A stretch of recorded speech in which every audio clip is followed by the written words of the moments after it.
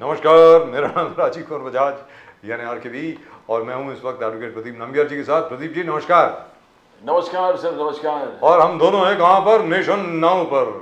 और nation now कहां है? हमेशा आपके साथ। आप सब लोगों को जय हिंद, जय महाराष्ट्र, जय भवानी, जय शिवाजी, वंदे मातरम। वंदे मातरम। जय सिया राम, हर हर महादेव, हर हर महादेव। अस्सलाम वालेकुम, सत श्री अकाल, गुड इवनिंग, शलोम। चाइनीज में नी हाओ, जापानीज में कोनिचिवा। प्रदीप जी, हवारियाको जैम्बो, that is Swahili. Swahili, and the practitioners of spoken. Swahili has been given written complaints about the way. About my pronunciation. Yes. Swahili spoken by a very large proportion of the population in East Africa, which is fantastic, by the way. So we're getting, I think we get a lot of views from there. I'm not sure. Very shortly we'll come. Centuries of trade between East Africa, absolute tip of South Africa, thousands of years, and Indian, especially the coastline where Kerala and other places are concerned. Pradeep ji, not centuries, Yes, millennia, yes. millennia Exactly. of trade. Bilkul. And it's been going on since the 3rd century BC. So it's fantastic. Stories of Zanzibar and continuous trade taking place. And Dar es Salaam. From there, I think there was an affluence of people, settlers coming and settling in various places where Cochin is concerned. Yes. The coast of Malabar and Yes, its yes. riches have always attracted people from all over the world, by the way, including Rome. You see Roman coins that have been found in Cochin and the rest of the Malabar states. It's fantastic, that part of history. So you Because circle Africa and then you come straight to India. That's on right. The sea route.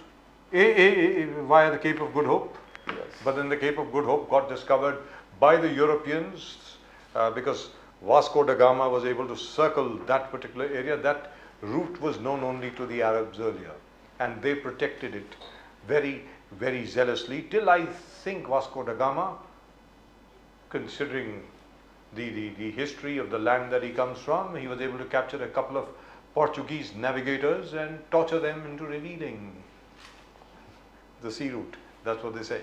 But in any event, that's a story for another day. Right now, we are in election season. और election season में सबसे बड़ी बात ये होती है प्रदीप जी कि election season शुरू हो गया है। ये तब मालूम पड़ता है जब एक दूसरे के ऊपर जबरदस्त लांछन लगाते हैं लोग। Exactly. जबरदस्त आरोप लगाते हैं एक दूसरे के ऊपर। अब वो डीएमके के लोगों ने वो केस फाइल कर दिया है, मतलब कंप्लेंट फाइल कर दिया अन्नामलाई के खिलाफ। ये जो बड़ा अजीबोगरीब मसला है। No, that is something that, because a few days back, DMK was saying there's no competition. They called him a joker. Yes, they said BJP is no competition here. Annamalai personal attacks करना, और आज इतने serious हो गए उनके खिलाफ जाके police complaint कर दिया। They're saying election commission will never look into it because election commission BJP के पॉकेट में है। So we're using the local administration. The local police has filed a complaint against him. So shall we ask our friend Mr. Asif Faruqi of the Congress? Congress, by the way, doing very well indeed. Congress का जो manifesto है, मतलब it's a beautiful manifesto. It's been written very well indeed, notwithstanding all the criticism against it. But the fact is, if they are able to fulfill even 10% of what they have promised, that will be huge. कि old pension scheme को वापस लेकर के आना, महिलाओं को 8,500 रुपये महीने का देना, और उसके अलावा अग्निवीर ख़त्म करके जो ओल्ड रिक्रूटमेंट स्कीम है आर्मी के अंदर वो वापस लेके आना। 38 लाख वैकेंसीज प्रदीप जी, केंद्रीय सरकार की 38 लाख। वो ये नहीं कह रहे कि हम लोग 2 करोड़ नौकरियां देंगे साहब एक साल में। उन्होंने ये कहा है कि 38 लाख नौकरियां जो अभी खाली पड़ी हैं, जो पद अभी खाली पड़े हैं हम उनको भरेंगे। I think that's 1 crore तो प्रॉमिस किया है। They have told that the बच्चे जो बाहर निकलते ग्रेजुएशन वो अलग है प्रदीप जी, वो अलग है। पहली नौकरी पक्की, अप्रेंटिसशिप का जो लॉ है वो अलग है। लेकिन ये 38 लाख नौकरियां जो हैं सेंट्रल गवर्नमेंट की, ये तो खाली पड़ी है ना, वैकेंसीज हैं सर 8 साल से। 8 साल से भर्ती नहीं हुई। Central government 50% women reservation, 50% for women. That has gone beyond Narendra Modi's Nari Shakti Vandan Adhiniyam 33%. That's right. मतलब 50% हम वुमेन को कंफर्म करते हैं। I hope they are able to get this message across. So Let's ask Mr. the BJP says your promise, the earth, the moon, the stars. Earth, the moon, the sky and the stars. Yes. The rest of the universe and the entire galaxy too. चलिए, but they haven't promised 15 lakh rupees per account as yet. Yes, Which by the way Mr. Modi never did.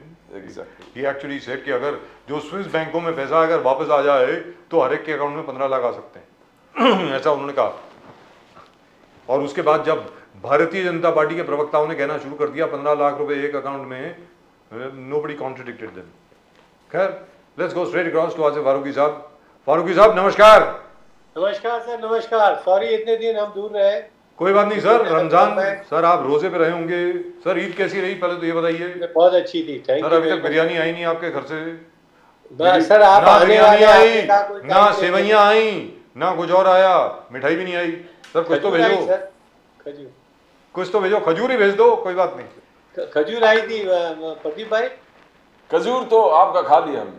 खजूर तो sir वो कब आए कब गए तो सारे ऑफिस ने खा लिया सर, क्या बात करते हो, खजूर रहते थोड़ी हैं लेकिन एक चीज है फारूकी साहब, जो कांग्रेस का इस बार मैनिफेस्टो आया ना माशाल्लाह जबरदस्त, फैंटास्टिक। ये क्या है, मुझे ऐसा लग रहा है कि आखिर में कांग्रेस जाग गई है। मुझको ऐसा लग रहा है कि बाकी के वास्तविकता में सरकार जो है वो वेलफेयर स्टेट है। सरकार जो है वो असल में लोगों की कल्याणकारी स्कीम्स के लिए बनाई गई है जिसमें लोगों का कल्याण हो, इसके लिए सरकार है। सरकार कोई प्रॉफिट एंड लॉस अकाउंट नहीं है, सरकार कोई बिजनेस नहीं है। ये अगर मसला जो है, ये जो बेसिक मैसेज जो है, अगर ये संदेश आपका हर एक तक पहुंच जाए तो मुझे लगता है कांग्रेस की परफॉर्मेंस बहुत अच्छी होगी। फारूकी साहब आप क्या सोचते हैं इसके बारे में बताएं। सर एज यूजुअल हम तो तारीफ ही करेंगे, और हम लोग जब नज़दीक से देखते हैं तो कांग्रेस में जो राहुल गांधी की शख्सियत कल तक जो थी और जो आगे उभर के आ रही है, उसमें बहुत ही स्ट्रॉन्ग तरीके से उस इंसान ने एक एक चीज़ को समझा है, खुद एक्सपीरियंस किया है पूरा हिंदुस्तान चलने के बाद। और जो शख्सियत उभर के आई है, मुझको ऐसा लगता है जिस माहौल में वो पला बढ़ा और जिस माहौल को देखा अभी, तो वो बहुत मुतासिर है सर। और जितनी भी गलतियां ये प्रेजेंट गवर्नमेंट ने किया है, उसको अगर कोई एक शख्स सुधार सकता है या उसके ऊपर सख्ती से अमल करके उन गलतियों को सही कर सकता है, तो वो सिर्फ कांग्रेस पार्टी और राहुल गांधी की नेतृत्व में हो सकता है सर। और वो उसके लिए पूरी जिम्मेदारी के साथ लगे हुए हैं, और इंशाअल्लाह अल्लाह ने साथ दिया तो 4 जून के बाद आप देखेंगे कि हिंदुस्तान की किस्मत बदल जाएगी सर। जननायक, कांग्रेस का कहना है जननायक, कांग्रेस का कहना है जननायक। जिस प्रकार से कांग्रेस का कहना है कि जननायक राहुल गांधी जी ने इलेक्टोरल बॉन्ड्स का इशू इस माध्यम से उठाया, सबसे बड़ा इशू इलेक्टोरल बॉन्ड्स का। राहुल गांधी जननायक का कहना है कि electoral bond is an international वसूली रैकेट, इंटरनेशनल वसूली रैकेट है। उद्योगपतियों को कॉन्ट्रैक्ट देता था और वहां से चंदा जमा करता था। राहुल गांधी जी का कहना, यू आर एक्सटॉर्टिंग मनी फ्रॉम उद्योगपति industrialist after giving them business and contracts, उसमें से वसूल करते थे। और आगे जाके उन्होंने कहा दूसरा टाइप ऑफ वसूली था कि सेंट्रल एजेंसीज को उद्योगपतियों के पीछे भेज दो, हैरेस कर दो, और ईडी सीबीआई के माध्यम से huge sums of money was extorted into the BJP coffers. Asif Farooqui साहब, कांग्रेस का कहना है कि जननायक Rahul Gandhi ji electoral bonds international वसूली मानते हैं, crime of the highest order. Farooqui साहब सर मैं let me correct you, I am sorry, आप खाली राहुल गांधी मानते हैं ऐसा क्यों बोले सर? ये तो जग जाहिर हो गया है, प्रैक्टिकली चीजें बहुत ओपन हो गई हैं। तो मुझको लगता है राहुल गांधी जी ने जो 5 साल पहले बात कही थी वो अब जग जाहिर हो गया है, और ये पूरा क्लीन हो गया है। पब्लिक इस बात को समझ चुकी है कि ये एक्सटॉर्शन किस तरीके से किया है। पहले था ये राहुल गांधी या उस जैसे लीडरों के बीच में, लेकिन बाद में तो ये पब्लिक को बहुत ओपन हो गया कि यार ये क्या हो रहा है, और इसी का नतीजा आपको 4 जून को मेरे ख्याल से नजर आएगा। ये लड़ाई नफरत के विचारधारा के खिलाफ है। राहुल गांधी जी का कहना है कि ये लड़ाई जो हमारी है, इंडिया अलायंस जिस प्रकार से पुटिंग अप अ फाइट, ये लड़ाई नफरत की विचारधारा के खिलाफ ये लड़ाई है। जननायक ने मैनिफेस्टो, जो मैनिफेस्टो लोग मानते हैं खूबसूरत मैनिफेस्टो है, हर सेक्शन ऑफ द इकोनॉमी, हर सेक्शन ऑफ द पॉपुलेशन को कांग्रेस ने इस मैनिफेस्टो के माध्यम से अपील किया, चाहे फार्मर्स है, किसान है, जो 5 pillars of justice and 25 guarantees जो राहुल गांधी जी ने प्रॉमिस किया है, एवरीबॉडी बिलीव्स दैट। और आगे जाकर राहुल गांधी जी इनसे भी और भी लोगों से ओपिनियंस मांग रहे। उन्होंने कहा कि यू प्लीज सेंड सुझाव, और आज भी लाखों सुझाव कांग्रेस के मैनिफेस्टो पैनल के पास जा रहा है, राहुल गांधी जी के पास जा रहा है कि यहां भी हमको सुझाव चाहिए। तो you promised, but the BJP says you promised the whole universe. आपने धरती, आकाश, चांद, तारे, सितारे सब आपने प्रॉमिस कर दिए, कैसे करोगे? This is not a manifesto, practical manifesto. Asif Farooqui साहब। सर देखिए, जहाँ तक बीजेपी गवर्नमेंट और बीजेपी के लोगों का सवाल है, वो अभी भी नफरत और रिलीजियस की पॉलिटिक्स में लगे हुए हैं। जैसे मैनिफेस्टो आया, हमारे मोहतरम प्राइम मिनिस्टर साहब ने उसको मुस्लिम लीग और मुसलमान, ये क्या, ये जरा समझाएं, ये मेरी समझ में नहीं आया, आपकी समझ में आया कि इस पे मुस्लिम लीग की छाप है? मतलब ये सर मैंने तो पूरा मैनिफेस्टो पढ़ा जी, एक एक वर्ड ढूंढा कि कहीं खुदा ना खास्ता कोई ऐसा वर्ड तो नहीं आ गया जिसको प्राइम मिनिस्टर साहब मेंशन कर रहे हैं। वहाँ कोई भी वर्ड मुस्लिम है ही नहीं। आप पूरे मैनिफेस्टो में आप निकाल के देख लीजिए। नहीं, हमने भी पढ़ा sir, we asked our staff also to read. बाकी जो अलग अलग जहाँ पे जो रिसर्च हुई है उस पर वो भी देखा। तो ये मुस्लिम लीग कहाँ से आ गया? मतलब सर वही वो आप खुद देख रहे हैं कि वो ये उसको घुमा फिरा के नफरत की पॉलिटिक्स, रिलीजन की पॉलिटिक्स में लेके जाते हैं, मंदिर मस्जिद की पॉलिटिक्स में लेके जाते हैं। डेवलपमेंट की बात नहीं करते हैं, डेवलपमेंट ये अपना करते हैं। और वो इलेक्टोरल बॉन्ड की शक्ल में उन्होंने जो वसूली की है और जो काम किया है वो जग जाहिर है हमारे आप पब्लिक के सामने। और अभी तक जो दूसरी बहुत बड़ी बात जो अभी तक सामने नहीं आई है, जो पब्लिक के नजर में डेटा नहीं आया है, वो पीएम केयर फंड है। सर वो उसको भी अगर आप निकालेंगे तो वो अनदर बिग स्कैम निकलेगा। मतलब उसमें प्राइम मिनिस्टरशिप की कुर्सी जो है हम लोगों के लिए बड़ी शर्मनाक और बड़ी गंदी नजर आएगी। उससे हम लोग का सर शर्म से झुक जाएगा। तो मुझको लगता है कि इस किस्म के हालात में पब्लिक को बहुत ही सोच विचार के आगे बढ़ के और पूरी ताकत के साथ आना चाहिए कि इनके जो ना खराब मंसूबे हैं बीजेपी और इस गवर्नमेंट के, उनको किस तरीके से खत्म करना है, वरना ये दीमक की तरह हमारे देश को सर ये चाट जाएगा। हाथ बदलेगा हालात, हाथ बदलेगा हालात, ये राहुल गांधी जी का स्लोगन है। राहुल गांधी जी का स्लोगन है हाथ बदलेगा हालात। उन्होंने कहा कि 10 साल ये अन्याय काल था, 10 साल अन्याय काल था। अडानी के शेयर प्राइस 2014 में क्या था और आज जिस प्रकार से एस्केलेट करके वो वॉल्यूम्स तक पहुंचा है अडानी के शेयर, इसमें clear cut prime minister Modi ji और अडानी के जो रिलेशनशिप है और फेवरेटिज्म है उसको जाहिर तौर पर पूरे पब्लिक देख सकते हैं। 15 लाख जो आपने कहा, 15 lakhs नोटबंदी, GST has destroyed the economy. एक तो आपने आशा दिलाया लोगों को 15 लाख मिलेगा, उसमें लोग बर्बाद हो गए। नोटबंदी और GST has destroyed the economy. Rahul Gandhi ji का कहना है किसान, मजदूर, स्टूडेंट्स, इनका कर्ज माफ हुआ नहीं है, बट उद्योगपतियों का कर्ज माफ हुआ है। राहुल गांधी जी ने बहुत जबरदस्त एक तरीके से आलोचना किया है नरेंद्र मोदी जी का। आसिफ फारूकी साहब। नहीं सर, राहुल गांधी जी ये बातें आज नहीं सिर्फ कह रहे हैं। राहुल गांधी जी चूंकि पार्लियामेंट हाउस में बैठते थे, एमपी हैं और चीज़ों को बहुत गौर से वो माइन्यूटली देख रहे थे। उस वक्त भी उन्होंने जब कही थी तो लोगों को समझ में नहीं आ रही थी कि ये क्या बोल रहे हैं, क्योंकि बातें छुपी हुई थी। लेकिन अब जब पब्लिक हो गई है तो पब्लिक ने पूरा भरोसा कर लिया है कि यार ये तो 5 साल पहले राहुल जी बोलते थे। ये अलग बात है कि राहुल गांधी जी को वो मीठी और चुपड़ी बातें नहीं करनी आती, नफरत की वो बातें फैलाने के लिए नहीं आती। वो जो ऐसी बातें निकालते थे तो उसमें तरह तरह के अजीब अजीब किस्म के नाम लेते थे। न सिर्फ उनके नाम लेते थे बल्कि उनके खानदान और बुजुर्गों के नाम लिया जो मेमार रहे हैं, जिन्होंने इस हिंदुस्तान की डेवलपमेंट में, आज़ादी में आगे बढ़ चढ़ के हिस्सा लिया और उसको हमारे आप तक आज़ादी की ये दिन दिखाए।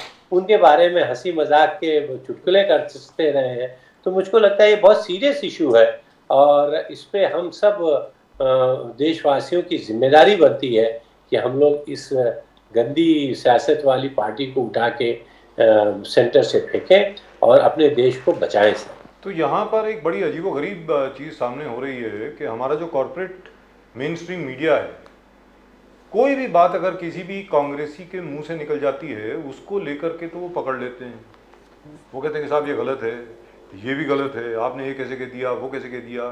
फॉर एग्जांपल जैसे सुप्रिया श्रीनेत जी ने बड़ी गलत बात कही, मैं मानता हूँ कि उनको नहीं बोलना चाहिए था कंगना रनौत जी के बारे में, लेकिन वही कंगना रनौत जी हैं जिन्होंने उर्मिला मातोंडकर जो कांग्रेस की कैंडिडेट थी उस वक्त, अब तो खैर वो कांग्रेस में नहीं है, कांग्रेस की कैंडिडेट थी, उन्होंने उनको सॉफ्ट पोर्न एक्ट्रेस कहा था, उसके बारे में कोई बात नहीं कर रहा है। तो ये क्या माजरा है फारूकी साहब? अगर ये क्या है, मतलब मीडिया हो या this is very unfair, in my opinion that's unfair, very frankly. हाँ, ये सर क्या है कि चाहे वो मीडिया हो, चाहे कॉर्पोरेट हाउस हो या कोई इंडिविजुअल बड़ी हस्तियां हो, सबको डरा सहमा के रखा गया हुआ है। और अगर आप बीजेपी या उनके लीडरों की बात करते हैं तब तो ठीक है, लेकिन अगर जहाँ पे भी ये उनके मिजाज के खिलाफ बात जाती है तो वो उनको डराया धमकाया जाता है, चाहे वो बॉन्ड की शक्ल में हो, चाहे ईडी की और बाकी दूसरी एजेंसियों की शक्ल में। तो उसका आप बहुत ओपन जो है इस वक्त नज़ारा चल रहा है पूरे देश के अंदर। तो उसमें ब्लेम करना कि इन्होंने ये क्यों नहीं बोला और उस वक्त ऐसा क्यों कहा था, कंगना ने क्या कहा था, मेरे ख्याल से इस किस्म के लोगों की कोई वक़्त नहीं है। बीजेपी ने टिकट दे दिया है। मैं नहीं समझता हूँ कि इनके हालात अगर आप देखें, जिस किस्म से इन लोगों ने अपनी ज़िंदगी गुजारी है और जो इनके मामलात रहे हैं कंगना रनावत के फिल्म इंडस्ट्री के अंदर पर्सनल लेवल पे, हमको ऐसे लीडर्स को चुनना भी चाहिए या इसके बारे में हमको सोचना भी चाहिए, क्योंकि देश को इस वक्त बहुत नाजुक हालत से गुजर रहा है। अगर हम लोगों ने सीरियस किस्म के लोगों को अपना लीडर आगे नहीं बढ़ाया तो हम लोग को आगे आने वाली नस्लें जो है माफ़ नहीं करेंगी और हम लोग बहुत ही खराबी की तरफ चले जाएंगे सर।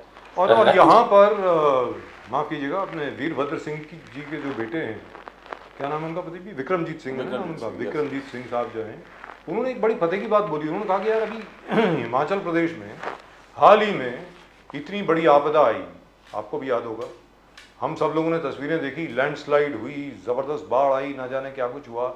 सब लोग जो थे, इंक्लूडिंग बीजेपी के बहुत लोग थे, कांग्रेस के लोग, बीजेपी के लोग, बाकी अन्य जितनी भी पार्टी हैं, वो जो हिल पार्टी है उसके भी लोग, सब लोग समाज सेवा में जुड़े हुए थे, सब लोग लोगों की मदद कर रहे थे। कंगना जी को किसी ने देखा नहीं वहाँ पे उस वक्त। अब आपको लगता है कि पैराशूट से वो आ गई यहाँ पे और मंडी में एकदम जीत भी जाएंगी क्योंकि फिल्म स्टार हैं? लगता है आपको ऐसा सर? नहीं सर, ये तो फिल्म स्टार है, उनका रिकॉर्ड भी वैसे ही रहा है। और मेरे ख्याल से 2-4 साल पहले तक अगर आप देखें तो कोई उनका मकाम भी नहीं था कि उसके, और वो उन्होंने खुद भी नहीं सोचा रहा होगा कि इस किस्म से वो कोई नेतृत्व करने की या इलेक्शन लड़ने की हैसियत में रहेंगी। लेकिन जिस पार्टी ने उसको दिया है उसका सेल्फ कोई कैरेक्टर नहीं रहा है और ना है, और इस किस्म के लोग इस किस्म के लीडरों को ऐसे ही आगे बढ़ाते हैं।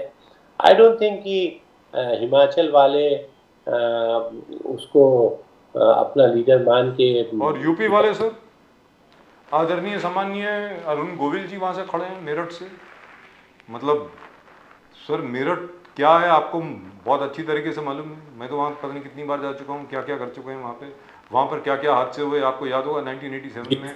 अभी तक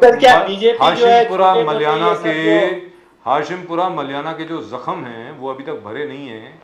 लेकिन मैं आपसे जानना चाहता हूँ कि अरुण गोविल जी जिन्होंने राम की भूमिका निभाई थी, राजीव गांधी जी उस वक्त प्रधानमंत्री होते थे, और अगर मैं एक चीज़ एक तरफ से कहूँ कि रामायण को एक बार फिर पॉपुलर करने में, रामचरितमानस को एक बार फिर पॉपुलर करने में मुझे लगता है कि राजीव गांधी जी का जितना बड़ा हाथ है और किसी का नहीं है। उन्होंने अपने ऑर्डर से ये कहा कि रामायण दिखनी चाहिए दूरदर्शन पे, और अभी अरुण गोविल जी का कोई वहाँ पे प्रभाव रहेगा सर मेरठ में? नहीं सर, ये आप इसी से अंदाजा लगा लीजिए कि बीजेपी पार्टी का पोजीशन कितनी गिर चुकी है कि इस छोटे मोटे जैसे अदाकारों के जिन्होंने राम के नाम पे अपनी रोजी रोटी कमाई है, उसको ये सामने लाके बेवकूफ़ समझते हैं पब्लिक को कि ये लोग जो है इन जैसे इंसानों को राम मान लेंगे और राम के कैरेक्टर को सामने रख के इनको अपनी पार्टी को आगे बढ़ा लेंगे। और जो बार बार जो है मैं कहता आ रहा हूँ कि ये रिलीजन की पॉलिटिक्स से बाहर नहीं आ पा रहे हैं।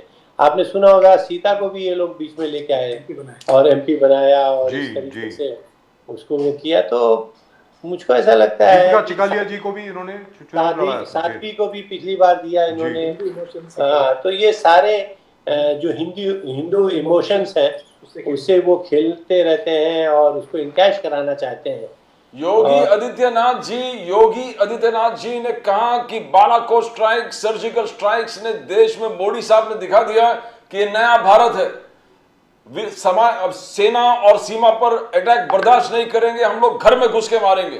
वो मोदी साहब ने दोनों एयर स्ट्राइक और सर्जिकल स्ट्राइक से पूरा साबित कर दिया। उन्होंने कहा कि ये नया भारत है, नया भारत है। अभी फटाका भी यहां पर फूटता है तो पाकिस्तान सफाई देता कि फटाका हमने नहीं फोड़ा। तो ये आलम है। और पहले की तरह ये यहां नया भारत बोलता नहीं है, नया भारत बोलता नहीं है, नया भारत घर में घुसकर मारता है। नाउ सेफ्टी और security, Balakot strike, surgical strike, क्या आपको मानते हैं ये गेम चेंजर है फारूकी साहब? सर ये जुमलाबाजी है। आप बॉर्डर की अगर बात करें तो आप चाइना वालों के बारे में क्यों नहीं बात करते हैं? इससे पहले भी इसी पे मैंने इंटरव्यू पे कहा था और हमारे बीजेपी के जो प्रवक्ता थे वो बेचारे बड़े नाराज हो गए थे मुझसे। लेकिन आप खुद देखें कि ये लोग जुमलेबाजी करते हैं और इंटरनेशनल कम्युनिटी ने भी चाइना को इस बारे में याद दिलाया है कि इंडिया के साथ बॉर्डर लाइन में बैठ के बातचीत करके उसको सही करना चाहिए। और मोदी, हमारे प्राइम मिनिस्टर और बीजेपी के लोग अभी तक ये मानने के लिए नहीं तैयार है कि चाइना जो है हमारे हिंदुस्तान के अंदर घुस आया है। तो जब तक आंखें खुलेंगी, बल्कि एक बहुत बड़ी जिम्मेदारी होगी हमारी पार्टी और इंडिया ब्लॉक के लोग इंशाअल्लाह अगर 4 जून के बाद हिंदुस्तान में उनकी हुकूमत बनती है तो ये बहुत बड़ी जिम्मेदारी होगी कि इस किस्म के मसलों को किस खूबी के साथ इसको करें। बड़ी मुश्किल काम भी है और बड़ा इम्पोर्टेंट काम भी है और देश के तई बड़ी जिम्मेदारी वाली बात है। अमित शाह जी ने कहा, आसिफ फारूकी साहब, अमित शाह जी ने कहा कि मोदी साहब ने विकास भी किया और विरासत को भी संभाला है। विरासत उन्होंने अयोध्या में रामलला, काशी विश्वनाथ कॉरिडोर, सोमनाथ का मंदिर सोने से उन्होंने बना दिया by gold, Kartarpur corridor, prime minister Modi. अब ब्रज भूमि, मथुरा, कृष्ण जन्मभूमि का समय है। तो इस प्रकार से विकास को और विरासत दोनों मोदी साहब ने संभाल कर डेवलप किया है। जो 50, 60, 70 के 70 years of independence we have not done it. Only Prime Minister Modi has done it. That is what Amit Shah ji claims. Sir ये हिंदू इमोशंस है, हिंदू रिलीजन को आगे करके और ये जो मंदिरों को बना के ये इनके इमोशन से वोट हासिल करना चाहते हैं और अपनी गवर्नमेंट कायम करना चाहते हैं। ये बहुत ही वाज़ह और बहुत ही ओपन सीक्रेट है जो कि आज के अवाम को समझना चाहिए। बाकी किसी भी जो 15 लाख दिया और डेवलपमेंट और विकास की अगर आप बात करें तो सारा मामला खोखला है। लेकिन यहाँ पर एक चीज़ आपके सामने में रखना चाहता हूँ सर, छोटी सी बात है कि जहाँ तक राम मंदिर का प्रश्न है, आखिर में राम मंदिर का केस डिसाइड हुआ सुप्रीम कोर्ट द्वारा। पहले इलाहाबाद हाई कोर्ट ने तय किया इसको, जो लखनऊ में था इलाहाबाद हाई कोर्ट का, उन्होंने तय किया और उसके बाद वो केस गया सुप्रीम कोर्ट में। यहाँ पर कांग्रेस के कई प्रवक्ता हैं, ज़्यादा नहीं है, मुझे मालूम नहीं क्यों, उन लोगों ने एक बड़ा वाजिब पॉइंट जो है वो बहुत रेज किया। वो ये था कि अगर भारतीय जनता पार्टी वास्तविकता में राम मंदिर बनाना चाहती तो एक स्पेशल ऑर्डिनेंस ले आते, लोकसभा में पास करा देते, उसको एक्ट बना देते, कोर्ट में जाने की आवश्यकता ही नहीं पड़ती। तो मतलब क्या है ये, आखिर में आपको कोर्ट ही जाना पड़ा ना, सुप्रीम कोर्ट ने ऑर्डर दिया ना सर, ये जजमेंट जो थी वो सुप्रीम कोर्ट की थी ना। अगर इतनी कमिटमेंट होती तो it could have been an act of Parliament. जिस तरीके से, पूरी बात सुन रहे हैं सर, जिस तरीके से सोमनाथ मंदिर बनाया गया वैसे सर जुडिशरी से मिला तो उनको क्या सर देखिए, जी ये मामला अगर सुप्रीम कोर्ट के जरिए हुआ है जी तो मेरे ख्याल से इनको क्रेडिट लेने की जरूरत नहीं है, जी और इसमें सुप्रीम कोर्ट को क्रेडिट देना चाहिए। और उसने किस सिचुएशन में और किस सद्भावना के साथ और किस जज्बे के साथ ये वो जजमेंट दिया है, तो इसमें अगर क्या प्राइम मिनिस्टर साहब या बीजेपी गवर्नमेंट ये बोलना चाहती है कि ये जजमेंट उन्होंने इम्प्लीमेंट करवाया सुप्रीम कोर्ट के ऊपर, तो अलग बात है। लेकिन अगर क्रेडेंशियल्स लेना चाहते हैं और हिंदू समाज को ये बताना चाहते हैं कि हमने ऐसा करके दिया है, तो ये उनकी अपनी वो है। अदरवाइज हम मुसलमान और सारे देशवासी तो ये समझ रहे हैं कि ये फैसला सुप्रीम कोर्ट का है, और सुप्रीम कोर्ट सबसे हमारी हाईएस्ट बॉडी है। हम जिस तरीके से दूसरे फैसलों को मानते हैं, हम भी इस फैसले को मानते हैं। न हम किसी से डरते हैं, न हम डरे, और न हमने दंगा फसाद किया। राजनाथ सिंह जी ने कहा कि एट्रोसिटीज ड्यूरिंग इमरजेंसी, जिस प्रकार से इमरजेंसी के वक्त जो एट्रोसिटीज देश ने देखा है, इट इज अनबिलीवेबल। जिस प्रकार से आपने freedom of speech, expression, faith worship, हर चीज को कर्टेल कर दिया, आपने एवरी मूवमेंट को कर्टेल कर दिया, लोगों उठा के जेल में डाल दिया। राजनाथ सिंह जी कह रहे हैं कि मेरे मदर के डेथ हुए थे and I was not release for my mother's funeral. ये आलम था emergency, the dark days of Indian democracy. Now the Congress has to answer this. ये देश भूल नहीं पाएगा कि कितने एट्रोसिटीज हो गया during the emergency. Now why, Asif Farooqui ji, why is Rajnath Singh ji bringing emergency right now? फिर सर देखिए, फिर वही बात है। अब तक हम लोग 15-20 मिनट से जो बातें कर रहे हैं, ये सारे इमोशंस और हिंदू समाज की बातों के लिए हो रहा है, न कोई डेवलपमेंट की बात हो रही है। ये पास्ट हो गया। इमरजेंसी को राहुल गांधी जी ने खुद एक्सेप्ट कर लिया है कि उसमें चंद गलतियां और खराबियां हम एक्सेप्ट करते हैं और कोशिश करेंगे कि आइंदा इस किस्म की गलती हमसे ना हो। लेकिन राजनाथ सिंह जी फिर जब इलेक्शन का वक्त आया और उसको उन्होंने ये इस वक्त निकाला, तो इसका मतलब है कि वो इस किस्म की बातों को के ऊपर ही ये इलेक्शन के ऊपर असरअंदाज होके अपने फेवर में बात करना चाहते हैं, जिसका मेरे ख्याल से कोई मीनिंग नहीं है इस वक्त। नागपुर में क्या बात है सर, क्या बात है। लेकिन आप ये बता दें सर चलते चलते कि भाई, जैसा प्रदीप जी अक्सर यहाँ पर बोलते हैं कि अगर कांग्रेस को और इंडिया अलायंस को भारतीय जनता पार्टी को रोकना है, तो उनको उत्तर प्रदेश और बिहार में रोकना पड़ेगा सर। सबसे ज्यादा सीटें उनकी वहां से आती हैं, 64 सीटें आई थी पिछली बार। इस बार क्या समाजवादी पार्टी और कांग्रेस की जो अलायंस है, क्या इस बार सक्षम है प्रधानमंत्री नरेंद्र मोदी जी के विजय रथ को रोकने में उत्तर प्रदेश में? क्योंकि अगर उत्तर प्रदेश में उनकी आपने 15 या 20 सीटें भी कम कर दी तो फिर सरकार नहीं बनती सर।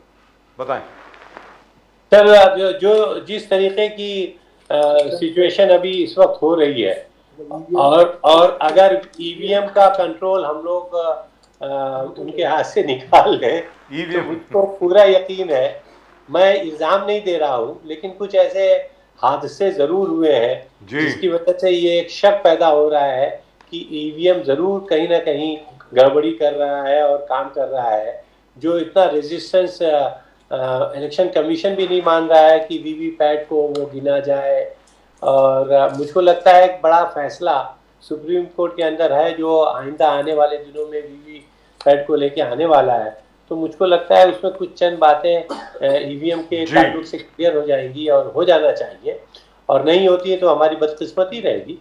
लेकिन सर, अगर वो चीज़ सही हो जाए तो मुझको पूरा यकीन है कि जिस किस्म के हालात कांग्रेस और बीएसपी के हो रहे हैं, तो न सिर्फ यूपी के अंदर बल्कि सारे देश में अच्छे रिजल्ट्स आएंगे सर। यूपी में आप 15 सीट की बात कर रहे हैं, मुझको तो ऐसा लगता है कि बड़े चेंजेस आने वाले हैं। क्या बात है sir. Thank you so much Asif Farooqui साहब, always a pleasure talking to you. Thank you so much. Thank you. नमस्कार। Hey, was somebody prompting him while he was sitting there? I think somebody was prompting him. Discussing, yes. Yes, I think there was somebody who was discussing the entire thing. Yes. I'm not sure. Yes. Well, the Congress seems very hopeful. so does the Samajwadi Party in Uttar Pradesh. Let's ask what does the Uddhav Thackeray Sena think here. Let's go across to Mr. Sanjay Dwivedi. Sanjay Dwivedi ji, namaskar.